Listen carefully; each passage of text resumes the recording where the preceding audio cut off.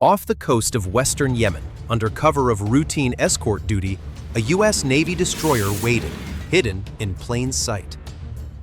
The Red Sea had become a battleground, and this mission was no longer about defense.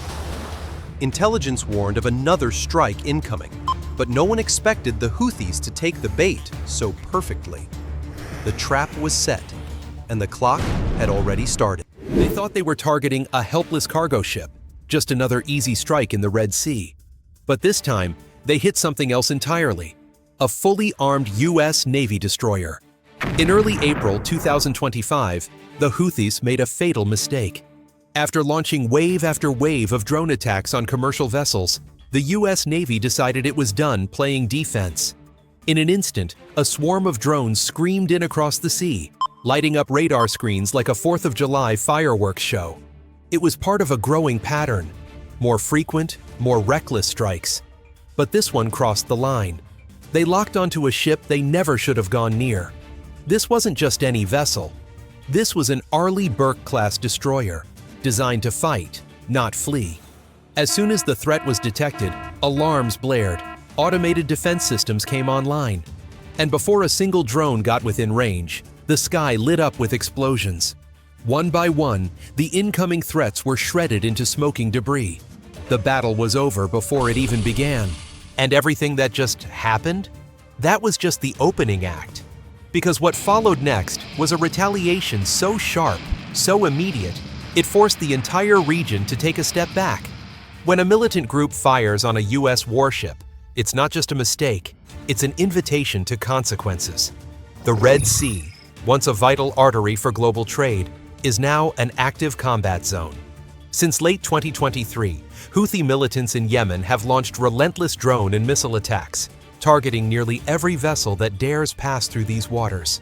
They claim it's in support of Palestine, but the reality tells a different story. From oil tankers to commercial cargo ships, and even American destroyers, everything is fair game in their crosshairs. To the Houthis, anyone flying a Western flag is a target. The real problem? Their strategy is chaotic, their intel is shaky, and their tactics grow more dangerous by the week. But right in the middle of this storm, the U.S. Navy is watching, present, patient, ready to strike back. Now let's talk numbers, because numbers don't lie. In just a few short months, the Red Sea turned into a battlefield. Over 40 confirmed attacks, not just on commercial ships, but on military vessels too. The Houthis didn't hold back. They launched everything from kamikaze drones to anti-ship cruise missiles, and yes, even ballistic missiles. Weapons normally reserved for wars between nation-states were now flying at oil tankers and cargo ships. This wasn't a threat on paper anymore. This was real. Ballistic missiles were streaking across the sky, locked onto moving targets at sea. Some were intercepted mid-flight. Others hit their mark, slamming into civilian ships and causing serious damage. Dozens of tankers had no choice but to abandon their routes, rerouting around Africa, adding weeks, sometimes months, to global shipping timelines. Billions of dollars in cargo delayed. The global economy? Feeling the ripple. But not every ship ran. Some stood their ground and fought back. Destroyers like the USS Carney, USS Gravely, and USS Laboon were deployed under Operation Prosperity Guardian to protect commercial lanes. And they've been in the thick of it ever since. USS Carney alone? Over 40 drones and missiles shot down in multiple engagements. No warning shots. These were real fights. There were no flares, no second chances. Just real combat, measured in milliseconds. When a U.S. Navy destroyer responds, it doesn't rely on luck. It relies on systems built for war. At the heart of it all is the Aegis combat system, the brain behind the battle, feeding targeting data to interceptors like the SM-2, SM-6, and when enemies get too close, the Phalanx CIWS, an automated last line of defense. Picture this: a 6-barrel Gatling gun spinning at 4,500 rounds per minute, locking onto a drone screaming in at full speed. And then, nothing left but metal dust floating on the sea. It was a firefight so sharp, so decisive, that it instantly became a defining moment in the entire operation. A swarm of Houthi drones launched from western Yemen, skimming low over the sea, closing in fast. On radar, it looked like an easy target, a vulnerable oil tanker. They were wrong. It was an Arleigh Burke-class destroyer of the U.S. Navy. Seconds later, the AN/SPY-1 radar lit up. Targets acquired. Tracking range, over 10 nautical miles. Inbound, weapons free. The command was given. The deck shifted to full combat mode. SM-2 missiles launched. CIWS spun up to full speed. Drones exploded mid-air, one by one. The entire assault was wiped out in under 30 seconds. The Houthis had picked the wrong fight. This wasn't a ship you sneak up on. Aegis doesn't blink. It doesn't hesitate. It doesn't miss. Threat detected. Target marked. In milliseconds, the combat system ran intercept calculations. SM-6 launched. CIWS on standby. Anything incoming was shredded mid-air.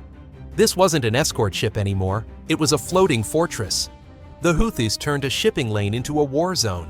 And this time, they picked the wrong target. It all happened fast. Too fast. So fast they didn't even realize. They'd just provoked the most powerful defense system afloat. Tension in the Red Sea hit a boiling point. U.S. destroyers were running non-stop. Intercept missions, 24/7. No downtime. Then came the alert. Over western Yemen, near the port of Al-Hudaydah, satellite intel flagged a launch. Drones in the air. One anti-ship missile. Target. Likely a European-flagged merchant vessel. But their intel failed. They locked onto a ghost, a radar return that wasn't what it seemed. It wasn't a freighter. It was an Arleigh Burke-class destroyer. Fully armed, combat-ready, hidden in plain sight. Let's be clear. This wasn't some rusting relic with peeling paint. This was one of the U.S. Navy's most lethal platforms. Sleek, silent, built to kill. At first, everything looked routine. A standard escort patrol. No warnings, no signs. Until the radar lit up. Unknown contact detected. Aegis lit up. Multiple inbound threats tagged instantly. Officer of the deck shouted, "Vampires inbound!" Bearing 270, multiple bogies. General quarters. Klaxons blared. Sailors scrambled to battle stations. Combat mode activated. SM-2 launched. On deck, missiles tore through the sky like fire-splitting steel. One drone, gone. Then another. Wreckage rained into the sea. But they kept coming. CIWS online. Gatling spun to max RPM. The sound. A buzzsaw screaming through metal. Final drone dove. Too late. Shredded mid-air. Elapsed time, under 90 seconds. 0 hits, 0 damage. Complete kill chain. Mission success. The Houthis thought they were sending a warning. In reality, they fed their drones into a digital meat grinder and handed the U.S. Navy a green light for retaliation. This wasn't just a strike, it was a test of defenses, of resolve. Washington answered, fast. Hours after the attack, flight crews were suiting up. Orders were no longer being drafted, they were being executed. Flight decks cleared, jets armed. No more waiting, no more warnings. The counterstrike had already begun. But before the counterstrike, pause. Picture yourself standing on the deck of a destroyer. The night sky above you isn't dark, it's on fire. Explosions bloom just hundreds of feet overhead. Now ask yourself, if you were in command, what would you do? Launch full retaliation? Or hold back, play the long game? Drop your thoughts in the comments.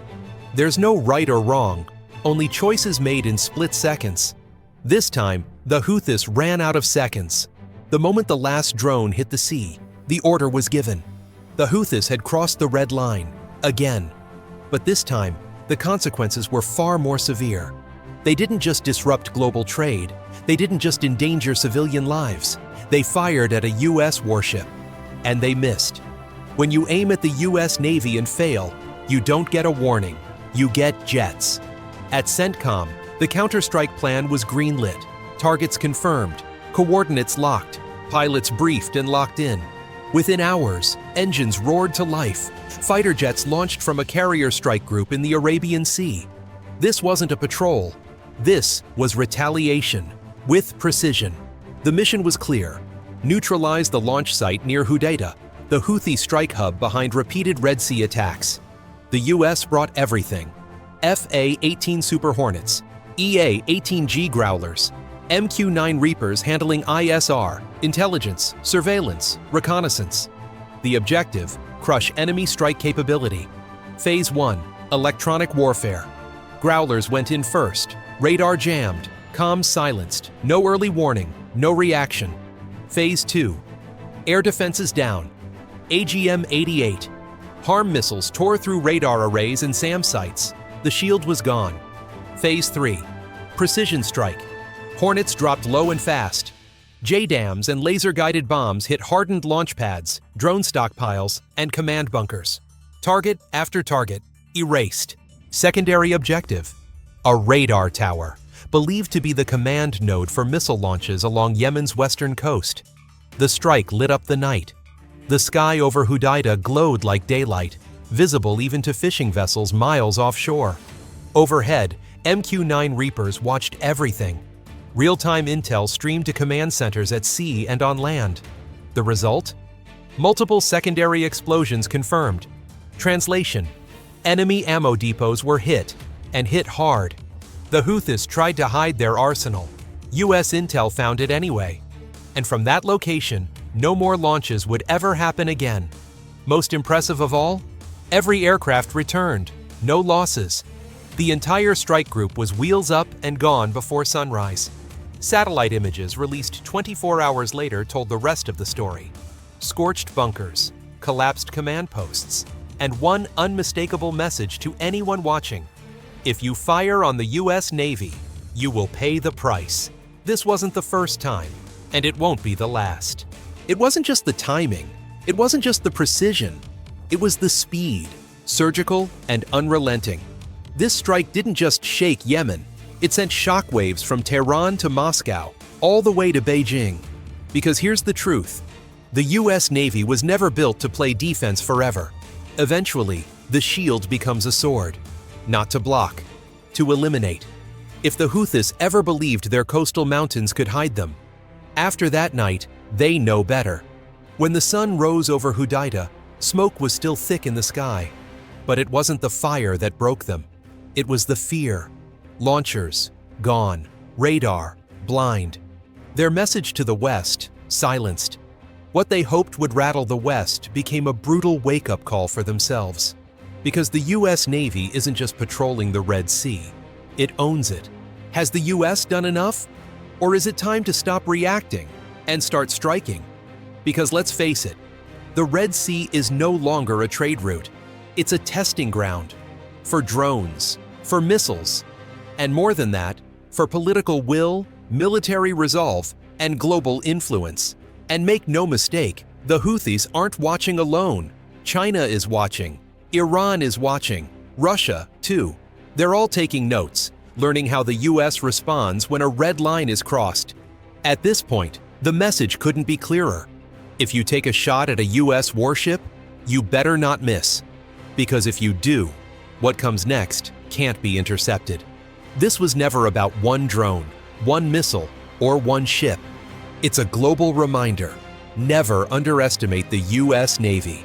Not because they strike fast, but because they don't have to strike twice. The Houthis pulled the trigger, but they aimed at the wrong target. The result? Not just failure, but the erasure of a key part of their strike capability. This wasn't a retaliation. It was a message, etched into concrete, steel, and scorched earth. The moment their radar locked onto the wrong signal, they lost control of the battlefield. The countdown clock started ticking, and it belonged to the United States. In under 90 seconds, a US destroyer wiped the skies clean. In under 24 hours, a precision airstrike dismantled an entire strike network. Before breakfast, an entire Houthi operation was gone. But this was not the end. And maybe it never will be. The Red Sea is still smoldering. The drones will launch again, but the rules have changed. Now, every launch risks a response of fire and iron. Every radar ping could be a death sentence. Its location, just a crater on tomorrow's satellite map. Because when it comes to the US Navy, one thing is certain: Next time, they won't wait to be hit. So what's the hard lesson here? You can bluff. You can posture. You can throw up smoke and call it strategy. But if you pull the trigger on the wrong target, if you open fire on a warship built for combat, armed to the teeth, with eyes on the horizon and no hesitation in its guns, then you'd better be ready for what comes next. Because it's not a warning, it's fire, hot, accurate, unforgiving.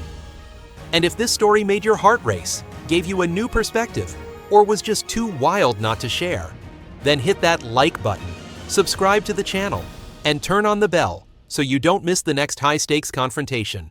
Thanks for standing watch with us. Hold the line, hold your ground, and we'll see you on the next front line.